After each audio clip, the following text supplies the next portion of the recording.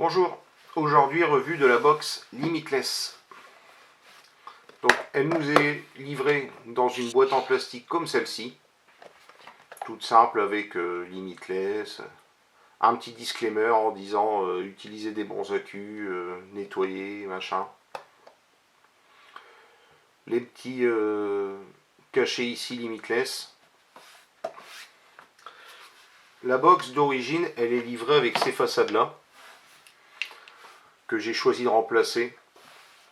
C'est un gros point fort de cette box, c'est qu'on peut la personnaliser. Des façades, il y en existe 4 ou 5 je crois. J'ai choisi la version Rainbow. Donc pour les changer, c'est très simple.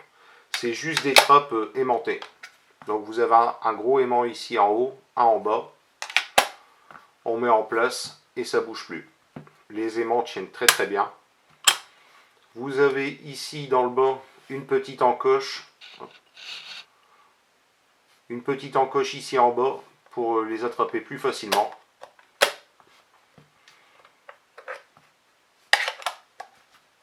Comme vous avez vu, elle fonctionne avec deux accus 18650.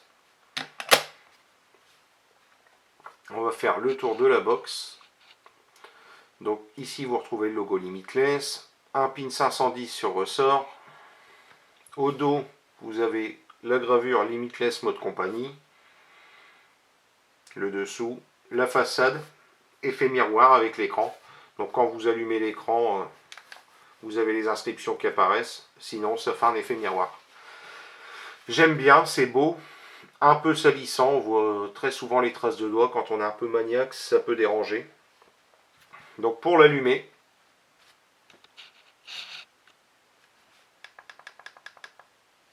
cinq fois sur le bouton Fire, ça s'allume.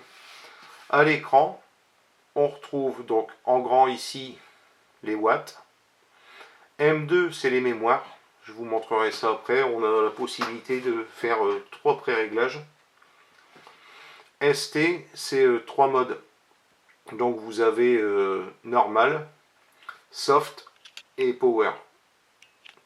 Donc en fait, si vous mettez par exemple en power à 50 watts, ça enverra 50 watts tout de suite.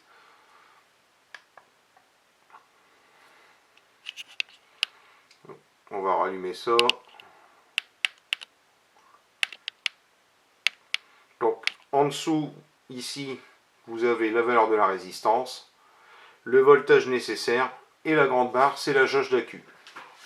L'écran est simple, très lisible, il y a toutes les informations nécessaires. Donc pour les mémoires, vous appuyez sur le plus et vous voyez on est passé à M3, M2, M1. Si vous voulez changer le wattage, on appuie un coup sur moins, ça sélectionne les watts. Vous montez et vous descendez comme vous voulez. La box va de 1 à 200 watts. Elle fait le contrôle de température. Ça par contre je ne l'ai pas testé parce que je ne vais jamais en contrôle de température. Le mode, donc là on est en mode normal. Un appui sur moins. Vous changez les modes. Donc on va se remettre en mode power. Vous pouvez locker la box en appuyant 3 fois. Et la box, elle lock vraiment la totalité. C'est pas comme sur un DNA où ça va être juste le plus et le moins qui vont être lock. Là, c'est vraiment la totalité qui est verrouillée. Vous ne pourrez pas faire un fire dans votre poche. Donc 3 fois, ça délock. 1, 2, 3, 4, 5, on accède au menu. Donc power off pour l'éteindre. Mode power ou mode contrôle de température, elle va accepter le titane, le Ni et le SS. Ça, c'est pour ajuster votre wattage. Donc par exemple, vous pouvez mettre directement à 55 watts. C'est aussi une autre façon de régler ses mémoires. La rotation de l'écran. Et pour sortir du menu, donc pour valider, vous appuyez sur plus ou moins. Et voilà. Donc là, vous voyez, je me suis mis à 59 watts, j'ai plus accès aux mémoires. Vous appuyez sur le bouton plus et vous revenez à vos mémoires d'avant. Au niveau fonctionnalité, j'ai trouvé que la box elle était très très complète. Le chipset, c'est pas du DNA, c'est pas du SX, mais c'est très très réactif. Je vais vous montrer en mettant un dripper dessus, vous allez voir.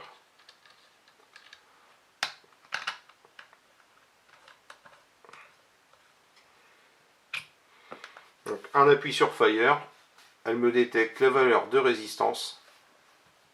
Donc là, je suis à 0,35 ohms, 50 watts.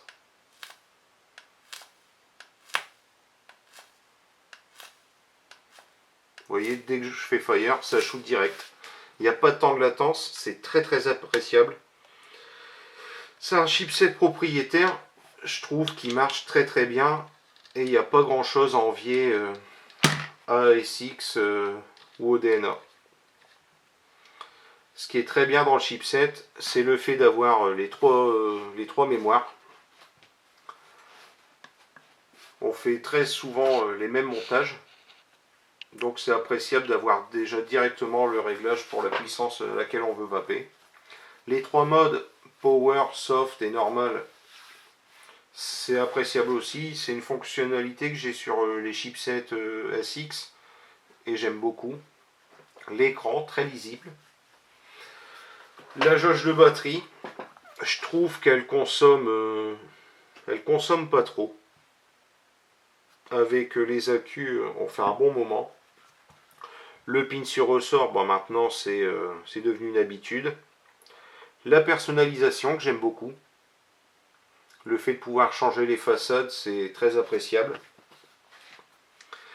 Après, ce qu'on peut, c'est pas un plus, c'est pas un moins, c'est la forme. Donc le look, ça va plaire ou pas. Ça va dépendre de tout à chacun. Pour moi, j'ai un seul moins à cette box. J'aime pas trop les box lourdes. Et celle-là, quand on met les accus dedans, elle fait son point. C'est un peu comparable à une Relo. Par contre, au niveau prise en main, on l'a bien en main. Un autre petit moins, les arêtes. Elles sont pas biseautées.